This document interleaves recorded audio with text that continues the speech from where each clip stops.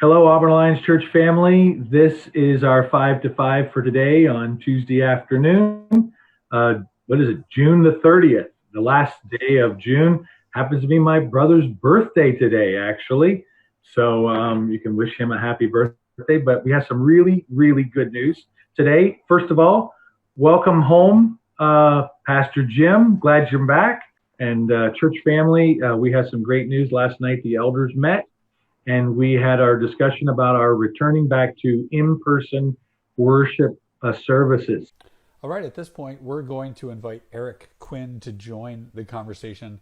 Eric is one of the elders here at Auburn Alliance Church, and he was an integral part in our conversations about reigniting the in-person worship services here at Auburn Alliance Church. Eric? We, as elders, met last night, and we discussed a time frame.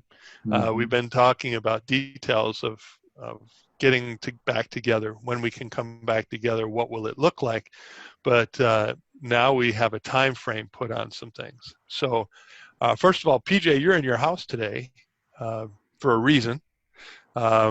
Quick explanation about that? Yeah, my family and I, Sandra and Seth and myself, were down in North Carolina visiting our son Joshua and his wife Cammie. They just moved into a new house, and we were helping them get settled in their house and fix up some things. And we had a great week of vacation. But while we were down there, the governor decided that anyone traveling back to New York from North Carolina was going to have to self-quarantine for 14 days. So we are stuck in our house for a couple weeks just to make sure that we weren't exposed to anything down there and bring it back to New York. So we're going to obey what the governor tells us we should do. So I'll be working out of my house for the next couple weeks. It really won't look a lot different because we've been doing most of our stuff virtually anyway. It's just the background is going to look a little different. You're going to see the inside of my house instead of the inside of my office or downstairs in the studio at Auburn Alliance Church. Yeah. And Mark, you have been making reference for a long time, saying that when we get back together, we're going to do it as a family. Yeah. And so there's a couple things that go along with that, knowing that PJ is going to be in quarantine until the 11th, and right. Sunday the 12th is right after that. And that is going to be an opportunity. We will be through what New York State would deem as phase 4, and we'll be into whatever's next. So right now, what we are planning as a leadership team is to start having in-person services on Sunday mornings beginning June 12th. Or excuse me, July 12th. July 12th. I'm sorry. That would take us back in time. We don't want to do that. July 12th is what we're talking about for having our first in-person services. Now we've talked about making some changes, and so one of those significant changes is we're going to have 2 services. And while there are 2 different times, we're looking at 9 a.m. and 10:30. We're looking at having services that last about an hour, not an hour and 15 minutes or an hour and a half. We're looking at one hour services, and we're looking at them being at 9 o'clock and at 10:30, so that there's a half hour in between when people can move out and move in. But there's a purpose behind our 2 services, right? So the first is not just to have 2 different times. We want to have the first service where we can offer that to people who feel they are at high risk, right? So if you're in a high risk category for contracting COVID or being susceptible to COVID, whether that's an age factor or a health factor, we want to offer the first service of the day because the sanctuary will have been unoccupied for 7 days before that. We want to offer the first service of the Sunday for people who feel they're at high risk. And we're going to take very specific precautions. Everybody will be required in that first service to wear a mask at all times. And we're going to require people to use hand sanitizer on the way in, and we want them to do that on the way out. The second service, we will definitely require masks as people have the opportunity to gather together as they greet each other or whatever in the narthex. but we may offer them the opportunity to remove the mask during the service as long as they are, socially distanced from one another. That's our idea right now. But in that first service, for people who consider themselves at high risk or just maybe not feeling comfortable yet, we definitely will require masks at all times. So, a couple other things. What do you have, Mark? Yeah, I like the idea of we can call it high risk. I would say people that might be feeling it, that's sensitive to this, not so much that they're afraid, but they're concerned and they're cautious. We want to encourage their sensitivity if they have that feeling, not to make them feel bad about that. That's what the purpose of that first service is. And you're right. I think it's great. The whole service, they need to wear a mask. The second service will, like you said, it'll be the freedom for individuals to take off the mask. But no, the services will be the same. They'll be identical. The music will be the same. The preaching will be the same. We still would like to have an online presence that would be pre-recorded, so that for those individuals that don't even want to come out, because there's going to be some that are not going to feel comfortable leaving their home, and we want to encourage them that it's okay. It's all right. It's not. You have to go with what you feel most comfortable in doing at this stage of where we're at in this process. And so the online presence is going to continue as well, and making that available for our church family. I'm looking forward definitely to us coming back together. I'm really excited about it. I'm glad we're moving forward as a church to do this, to say, okay, we're going to take a step. I love the fact that we have freedom to say, you know what, if we feel like we're going too fast, that we can back off on that. There's nothing that's going to hold us back from saying, you know what, we might need to go back to just an online presence.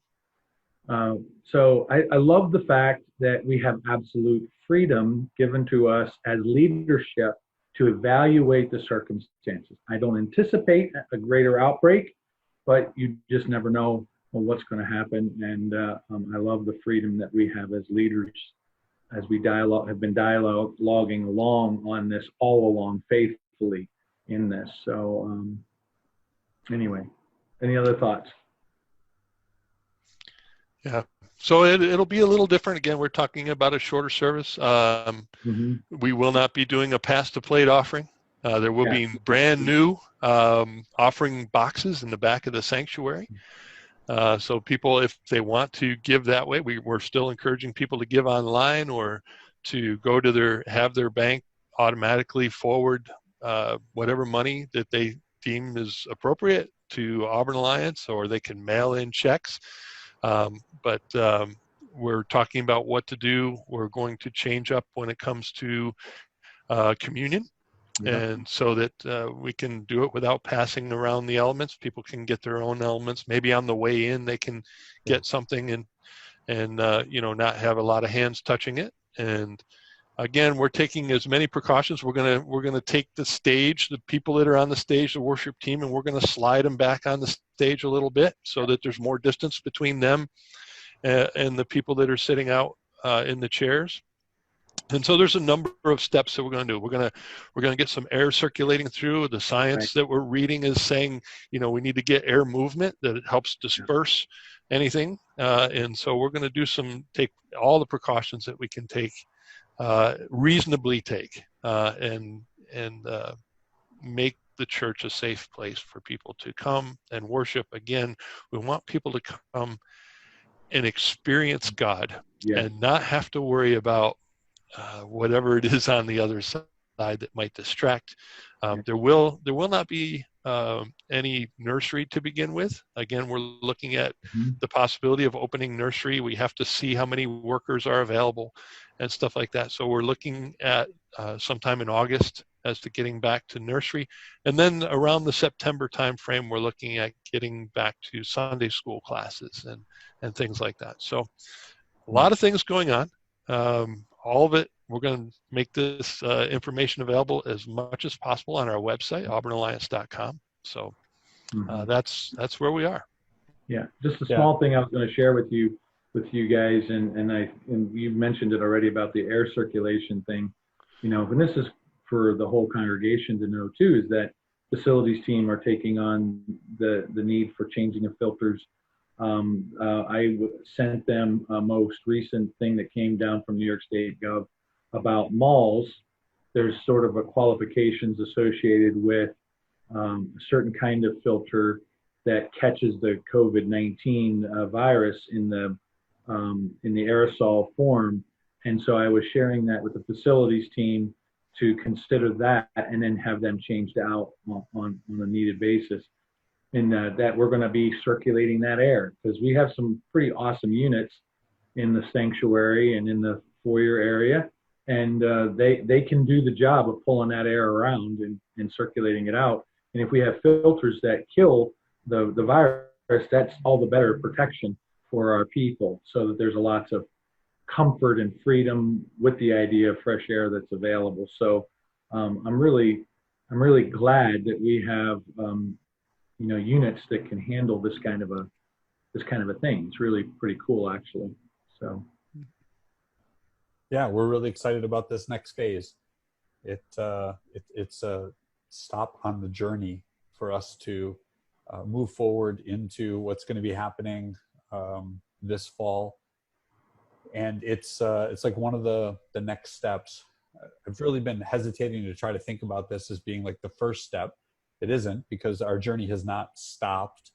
Our church has continued to move forward.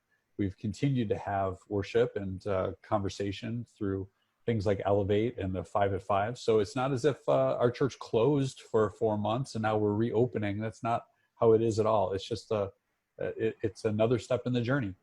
And as Eric and Mark have said, some of you are going to be okay with coming right off the bat to coming to worship together in person. And we are going to greet you and welcome you. But we realize that it's going to be awkward at first. Our first Elevate in person, it kind of felt awkward for everybody just because we hadn't done that in a while. And some of you are going to be a little more hesitant to be able to come right off the bat. And that's okay. Want to give you the freedom, want to give you the time to process these things, want to give you the opportunity to figure out what's best for you and your family. And that's where I really love the decision the elders have made here to really give you 3 different options and still be with us in the journey. That you can come to the more sensitive service, or you can come to the more normal service, or you could come and just join with us online as we have been meeting online. It's not like one of those is going to be different than the others. All of them are part of our church family, moving together on the same experience, in the same journey. It's just that we have 3 different opportunities to be part of that journey. And we want you to feel comfortable to choose which of those you think fits you and your family best. Auburn Alliance Church family, we've given you this information. We're trusting the Lord that we're taking steps forward as a church family to get back to normal. And we want you to know how much we appreciate you, how long you have been hanging with us and have been supporting us and encouraging us. Thank you, church family, for giving to Auburn Alliance Church and God using you to meet our needs here as a church, and how God has been blessing us in incredible ways. So thank you. We love you. We're praying for you, and we're trusting that God's blessing and his presence is with you in each of your homes. Well, thanks for watching, and we look forward to meeting with you again at 5 to 5 tomorrow.